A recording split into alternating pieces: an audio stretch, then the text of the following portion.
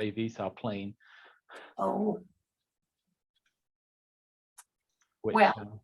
I would have totally done that myself. Yeah, the choice between the two, definitely. I wonder if he'll show up today. He was on Twitter about half an hour ago, so maybe he's Okay. back on dry land.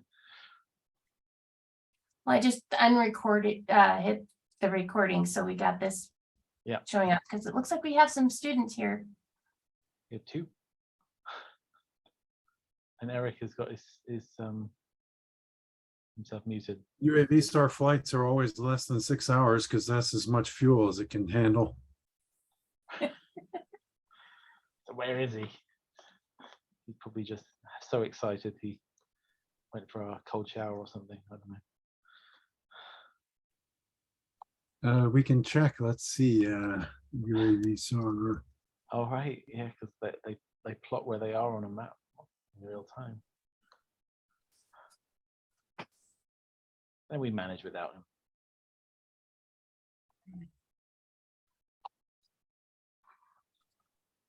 In the meantime, does anyone have any questions whilst Eric is delving into UAVSAR business? You feel free to unmute yourself. I think we can be pretty informal here. Okay, sorry. I wasn't able to attend today's meeting, so I'm still going to have to watch the recording. But I was reading the notebook today, and I had just two questions mainly. First is it possible to make an interprogram in the TOPS method with images? Is it possible to make an interprogram with the TOPS app that is full resolution instead of multi-look?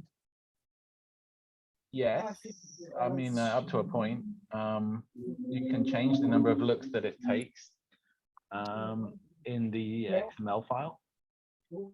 But if I try with one in looks in range and one look in azimuth, it just doesn't work. I'm sure it's, yeah, I mean, Eric might have a better sense of how high res you can go.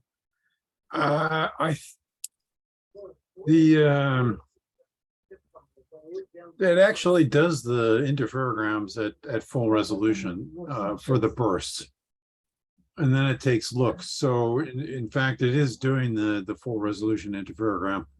But I think, as part of the burst merging process, it expects to take some looks. So I think maybe you would need to take at least 2 looks in range.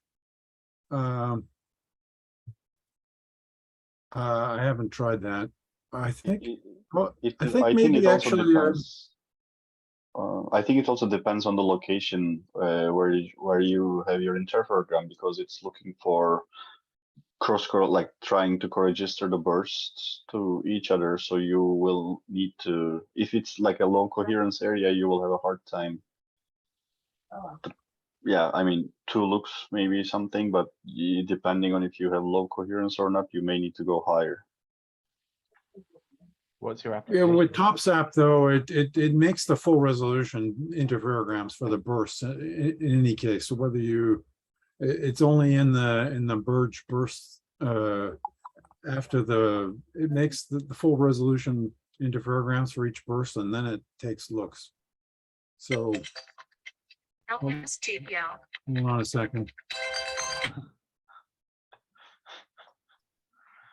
Yeah, what's your application? Why do you need such high resolution?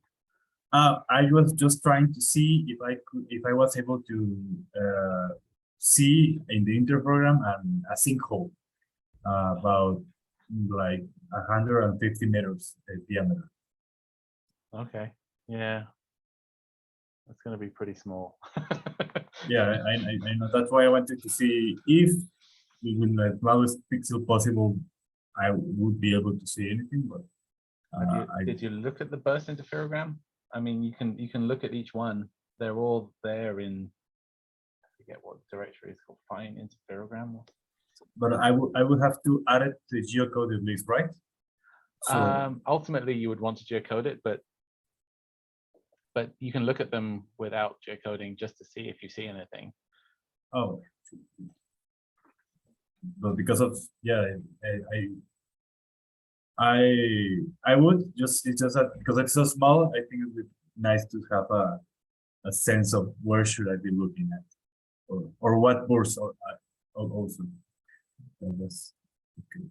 Well, thank you. I will experiment with 2 looks and 1 azimuth or 2 and 2, see if that doesn't. And the other question is, I kind of got confused in yesterday's explanation. So what is the coherence file? Is it PHC or is it the topophase.core? There are 2 different ways of estimating coherence. I guess that's the question. And the topophase.core is the proper way. And there is a second file which also is an estimate of coherence, which is the phsig or phsig. I don't know how you pronounce that, which is estimated a different way. But the way that Paul described in his lecture is the topophase.core. But that's the one I should be associating with the interprogram. Yes. Is it in the? Is it geocoded automatically? Because I think the automatic geocode is more. It is. It has a .go version, and that's geocoded. Okay. I just found the PH score first. Then. Okay. Oh, well, you can change what it geocodes by changing the XML file. There's a geocoded list. Yes. Yeah. That's mainly the 2 questions I wanted to ask. Okay, thank you very much. No problem.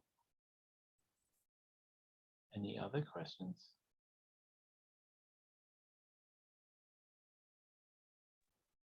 I have 2 questions. Very quickly, I'm going to share my screen. And this is something that some of the instructors have helped me out in the last days. Let me see, where can I share my screen here?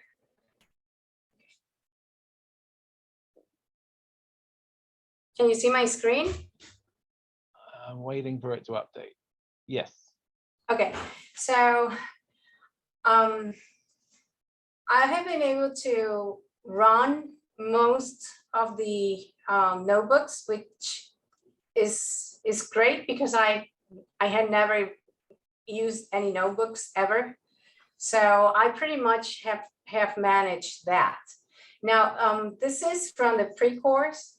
And as you can see here, I just copy part of the code and put it on a cell and edit it in order to run what the homework was asking for. And I guess that each type of satellite has a different options that I can choose from in order to just download the things that I want. So the question is if it is enough to go to the different web pages that have the databases of these satellites and look for like the platform, the different characteristic in order to download it. Because for example, in this one, I did the Sentinel, but I got no scenes. So my difficulty was figuring out which are the properties that I need to list for every sensor in order to get the scenes. Yeah, people have had problems getting this to work, and it's not clear whether it's because it's anything that they're choosing. It might just be that we need to check and update the software. This script was written like Cicero was written by a staff member who's basically no longer working at UNAVCO. Okay. And it works well for some things, but we have not got it to work well for everything. Okay. Because I know that Eric Fielding sent me some notes about Sentinel could be better if I use track number. But since I'm not familiarized with the different databases, I don't know if I'm choosing correctly the options. So it could be that, and it could be also the tool that I'm using. Right. So what I usually do is to use the Vertex website, the ASF website, and there is an option to download a Python script. And that Python script does the download. Okay. And there is a way in OpenSciLab of uploading files to directories. So you can download the Python script, upload it to OSL and execute it there, and it should download the data there, as long as your netrc file works, which I think it should, right? Okay, good. Thank you very much. So tonight I'm gonna work in day one in order to see if I can catch up with everything on the course. Now I do have one question because I know this is an important concept and I really want to understand. So this is exactly out of one of the lessons. Low correlation leads to lower occurrence.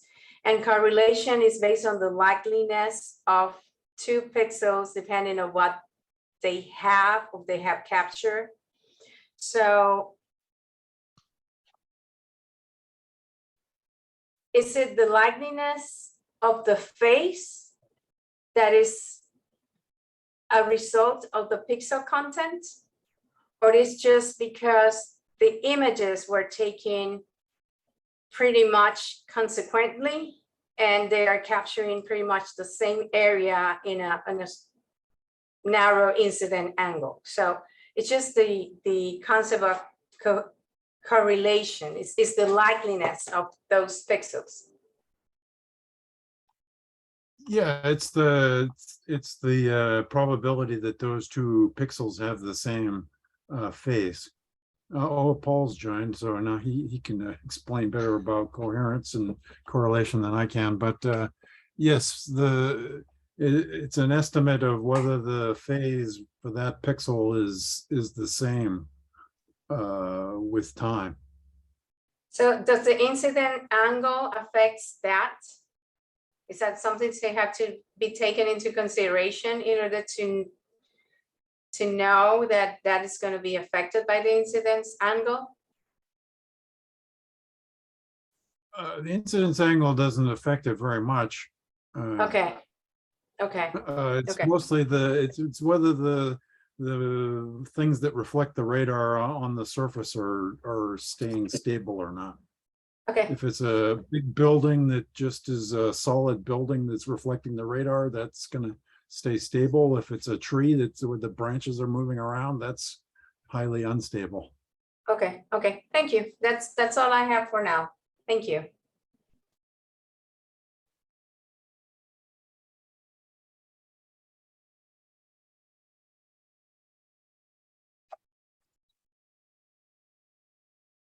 Looks like you've got pretty good coverage this afternoon. Maybe I'll stick to the 7 a.m. slot.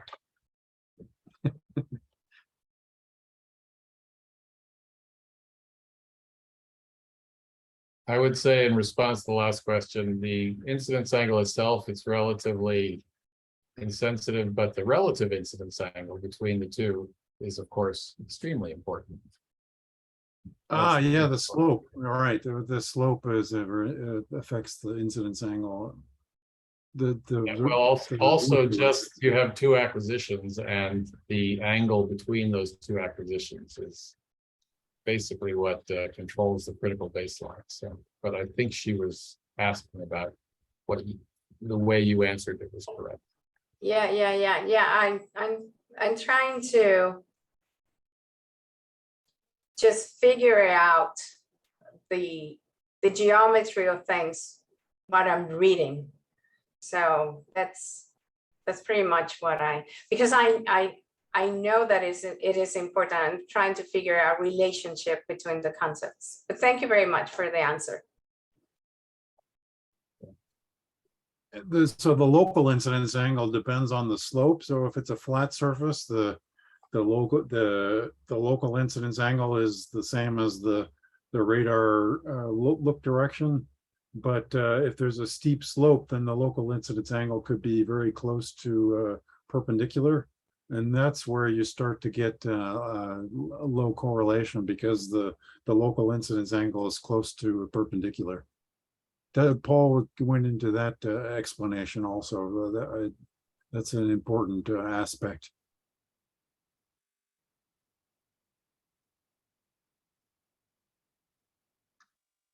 Right. Because the pixel effectively gets bigger as you tilt the pixel towards the radar. So if it's a steep slope and it's covered with trees, you're in big trouble.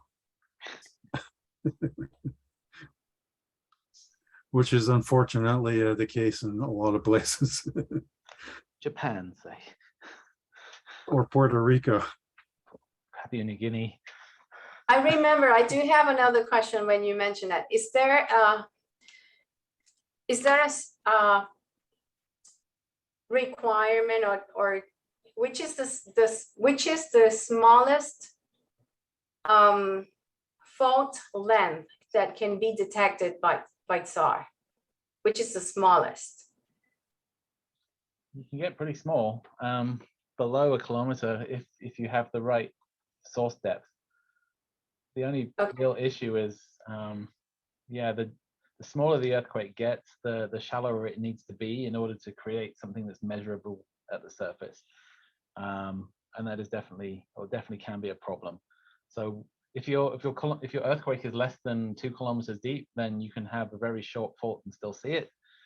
But even then, it's possible that it could get hidden by atmospheric noise. So yeah, the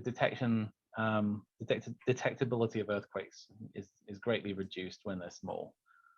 I wrote a paper about that actually, but this is an example. We started at magnitude 5.5. This is an example in my background image where there's a relatively short fault here that has only a few centimeters of slip on it, and this is not a big earthquake generating fault. This is a triggered slip that was caused by the large earthquake that in Baja California. This is up in the desert next to Baja California and very close to the border in the desert of California. Is that line the border fence? No, that's Interstate 8. Okay. That goes through there. So if this area has very high coherence, because it's a desert, we're using L-band data here, so the coherence is even higher. But we're able to see just a few centimeters of slip on a relatively short segment of fault because it's all the way up to the surface. If this was deeper, then we wouldn't be able to see it. But because it's at the surface and reaching, causing this phase discontinuity, it's detectable. Okay. Thank you. Also, it's nice and sharp as a feature, so that draws your eye to it. It's also a nice flat desert area that has perfect conditions for INSAR.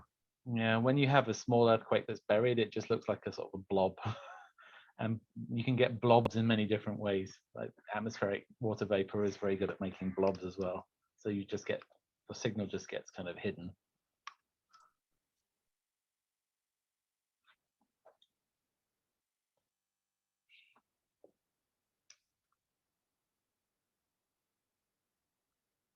Any other questions? There's a couple more people on.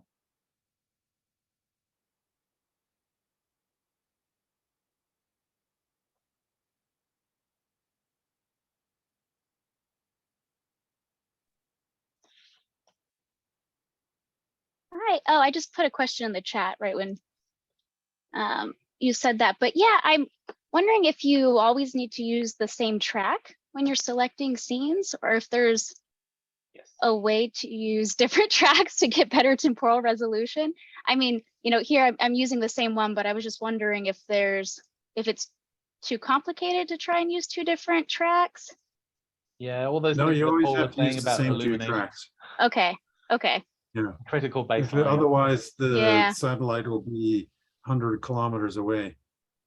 Okay. Yeah, that makes sense. I was just, yeah, wondering if there's any way to try and do that, but no, that makes sense. Thank you. But 12 days isn't so bad, right?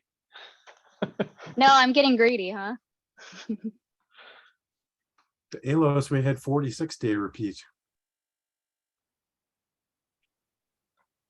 Yeah, if you were lucky. And they acquired You it were on 2 lucky, passes. yes.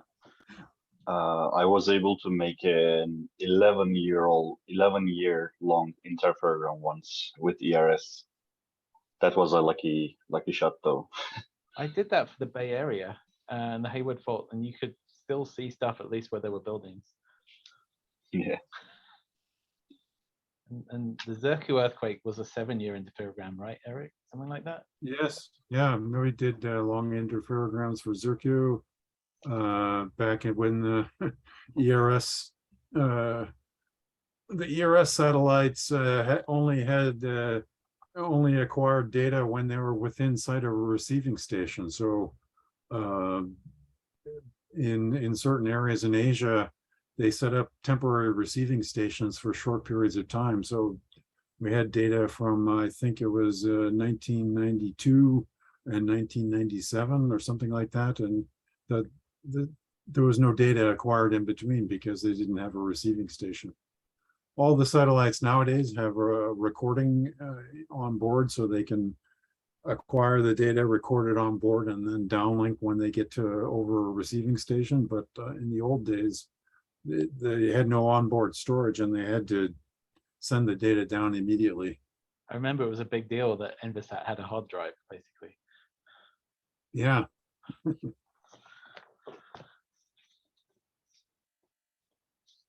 So kind of a follow-up question. If you have multiple track options, is it best to try and go along strike of the fault if you're trying to look at an earthquake? In general, if you do have multiple options?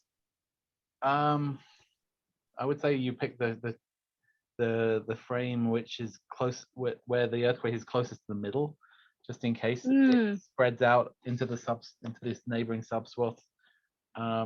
With Sentinel-1 and a 250-kilometer wide swath, you don't exceed that too often with most earthquakes, unless you're looking at really big ones.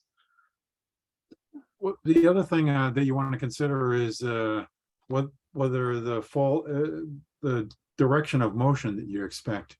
So the San Andreas fault is roughly 45-degree angle. I'm not sure. Maybe it's like this. My view is mirror image. So if you're good with the radar interferograms, we can only measure in the radar line of sight, which is perpendicular to the track. So if your track is relatively parallel to the San Andreas, and the San Andreas is moving horizontally, then you won't be able to see that horizontal motion very much with a track that's parallel to the fault. San Andreas, you want descending. So the descending tracks for the San Andreas are more perpendicular to the fault, so that they see more of the San Andreas motion. But that's only for strike slip faults. If you're looking at a fault that's a thrust fault where the fault motion is parallel to the fault, then you want the fault. Then you want a track that's closer to the strike of the fault. So you really need to know what direction your fault is moving. Okay, thank you. I have another question. If my interferogram has a lot of noise, like too much speckle and also atmospheric, when do you know when to give up, like playing with the looks to better the image or do worse stuff? Well, there's a couple of things you can look at. One is if the terrain of the area you're looking at. If there's steep slopes and things like that, you could look at the baseline of your interferogram to see what it is, and if it's and it's possible that you could choose an interferogram pair with a smaller baseline and see more and get more coherence. That's one thing to try. But if it's not that and it's decorrelated for some other reason like vegetation, then choosing a longer period with a better baseline is not necessarily going to help you very much. And in some places, there's a seasonal variation in coherence. A lot of places they have rain at a certain time of the year, so your coherence is going to be worse in the rainy season. Maybe there's a dry season when the trees have fewer tree leaves on them. But then you also want to avoid winter if it's an area where it snows, because the snow will destroy your coherence. There's some different options in case of seasonal variation of coherence that might help with your situation. Yeah, I've had good luck with summer to summer pairs, for example, in Alaska, that are often more coherent than short time spans, just because in the winter you get snow and in the summer it's gone. And sometimes even though it's a much longer time span, like 1 year, you can make good interferograms over longer time spans. On that note, I noticed that in the XML file of the Docs app, there is a flag to say that is use high resolution DEM. Would that help, or what would that do? In the past, there was the code would sometimes because the SRTM has 2 different resolutions at the DAC, and I think at one point a long time ago when they first released the SRTM data, they had only released the 90 meter or 3 arc second DEM for the whole world, and they had the high resolution 30 meter data only for the United States when we first released it. And then after a while, they got permission to release the whole thing. So I think now it downloads the 30 meter data everywhere all the time. But I think that's a historical flag. But because SRTM has these 2 different resolutions, if you put that flag, it'll only do the calculation if it has the 30 meter DEM. But I think the answer to your question is that it depends. Probably it won't help to have a higher resolution DEM if your correlation is intrinsically poor. But it does depend on the source of the decorrelation. So you need, to the best of your ability, try to understand what is causing that decorrelation. If it's temporal, a higher resolution DEM won't help. If it's slopes, then perhaps some of it is artificial decorrelation due to a poor topographic map that you're using. So higher resolution DEM may work with different kind of filtering. But it's one of those things that you kind of have to look at it on a case-by-case basis, understand the environmental effects, understand the processing parameters, and then sort of partition those 4 correlation terms: the baseline term, the temporal term, the rotational term, and the volumetric term, and figure out how much of each is there, and make a decision whether it's worth pursuing one path or another. Take some intuition and experience. Okay, thank you.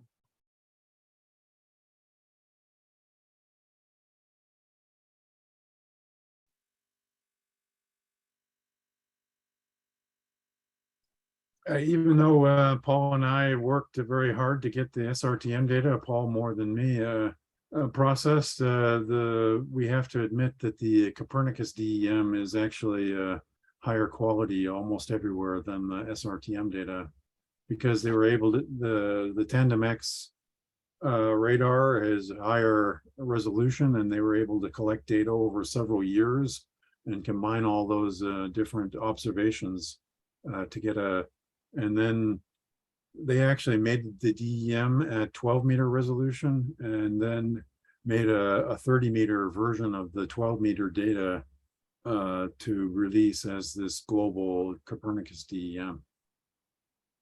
So in some, if you think the DEM quality is an issue, then you might get better results with the Copernicus DEM. Okay, thanks. That's great. Get the solution. And we decided to use the Copernicus DEM for NISAR processing. Especially because we need we need data. The big problem with the SRTM DEM is that it stops at 60 degrees north and south.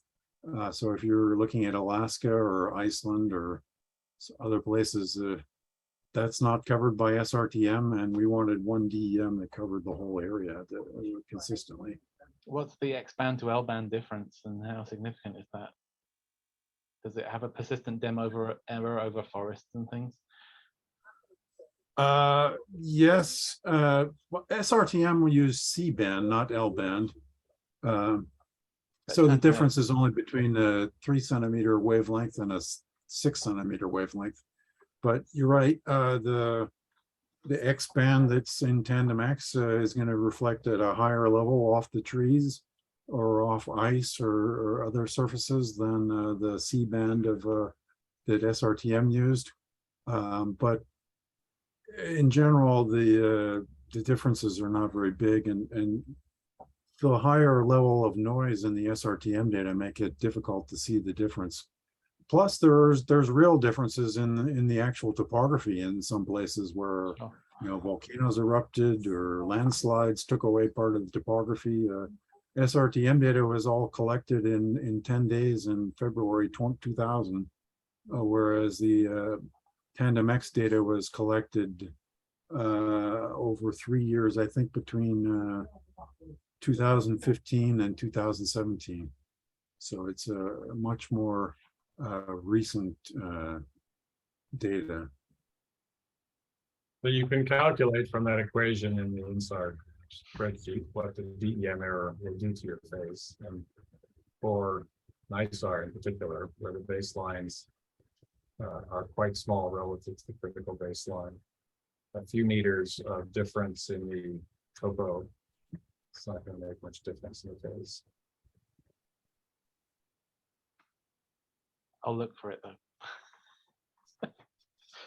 When we were doing the comparisons to make a decision about the DEM to use for NISAR, I actually found that there were places in the Himalayas where the difference between the the Copernicus DEM and the SRTM was over 400 meters, because the SRTM data had low coherence and a phase unwrapping error, and it was just completely wrong. So there are some places where there's just errors in the SRTM data. There's probably some errors in the Tandem X data processing for the Copernicus DEM, but they also had a manual editing step that was done by the Airbus Defence and Space Company that actually did the final DEM processing. Like, one of the things they did was go through and make sure all the major airport runways are well represented in the Copernicus DEM, just because they actually sell the 12-meter version of the Tandem X DEM as a commercial DEM product. It's called World DEM, but then they sold it to Copernicus at the 30-meter resolution, and for Copernicus to give away as a free product. So it has a lot of reasons why it's a higher quality in most places. There may be there could be some places where they had blobs too. I didn't look at every pixel, that's for sure. Oh, and there's at least for now, I think there's actually a little area in Azerbaijan and the country of Georgia that for some reason they didn't agree to the release of the Copernicus DEM over that area. So at the moment, that area is not available. So if you try to download the Copernicus DEM for that area, it'll just be blank. Just somebody was it's still useful. Yes. You don't want to do a synthetic drainage map over that area. Everything just flows No. to Azerbaijan. So like the ISCE Snap software now uses the Copernicus DEM by default, and somebody had processed an interferogram, and they said I think it was very easternmost part of Turkey. That was close enough to the border with Georgia and Azerbaijan that there was a piece of the DEM missing. So they had a nice DEM, and then suddenly there were all these topographic fringes, and it's because the DEM was just missing. It's like, oh well, they couldn't understand why their DEM was messed up, but that was there's all kinds of surprises. So quality control is part of your job when you're doing interferometry. Well, there's more instructors and students now, so I think I'll check out, even up the balance a little bit. I'll see Thanks, people at Paul. 7 a.m. Yeah, see you. Thank you very much. Yeah, you're welcome.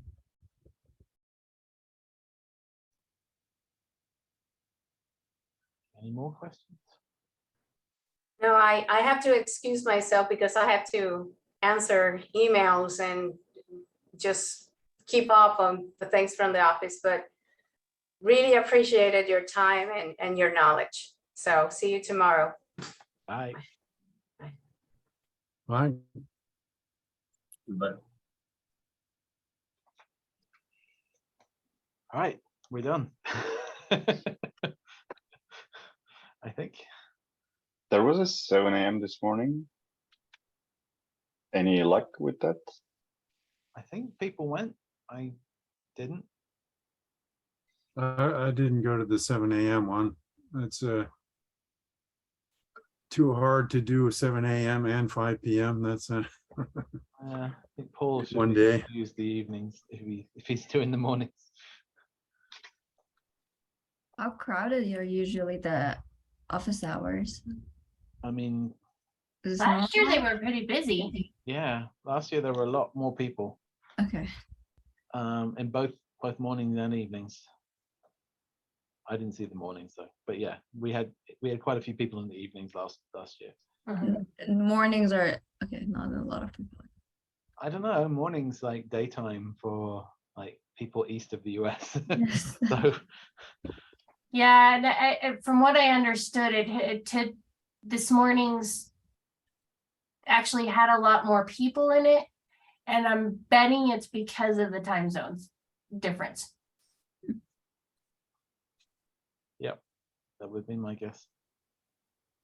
We have a lot more people in that sort of part of the world than we do here domestically. Actually, I was looking at the list. Yeah, I wanted to ask, like, do you know what percentage of the people are not in US? I would say of the ones that were accepted, it was at least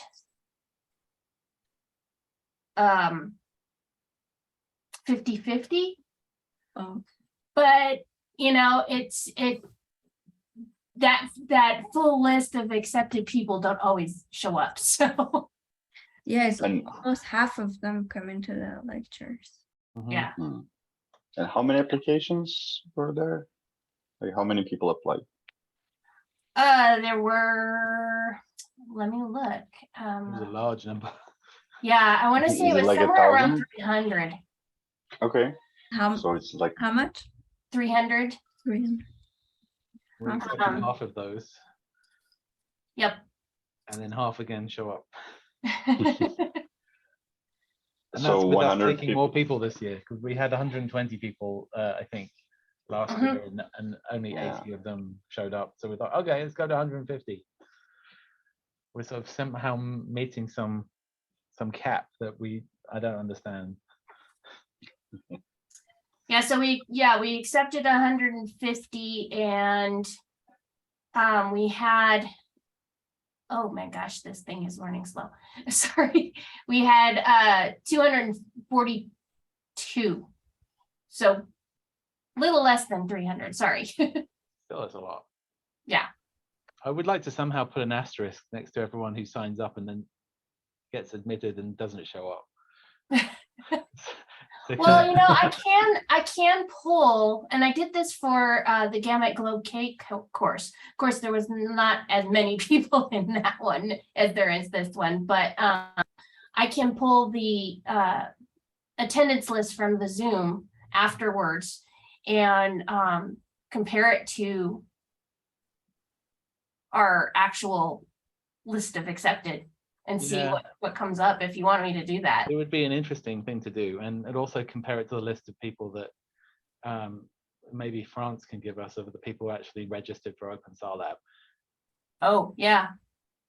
Yeah. Because I guess there are, one of the guys today was, he wasn't at the course today, but he was working through it. We don't want to like trash those people. Mhm. Yeah, Yeah. I know a couple more people are also following the videos rather than being live. Yeah, because I wonder, you know, almost we could, if there were a significant number of people who do that, we could almost have an offline version of the course where we only have the office hours and nothing else. Right. The MOOC version or whatever. These are all things to consider, I guess. Yeah. And maybe we should all go. We've been set Well, free. Well, I'm fine with it. I don't mind leaving early. We could go home. Yeah. Okay, great. Thanks No, for I think we all for coming. It went well have a today. nice evening. Great. Thank you so much. Bye. bye everyone. Yeah, bye. Bye.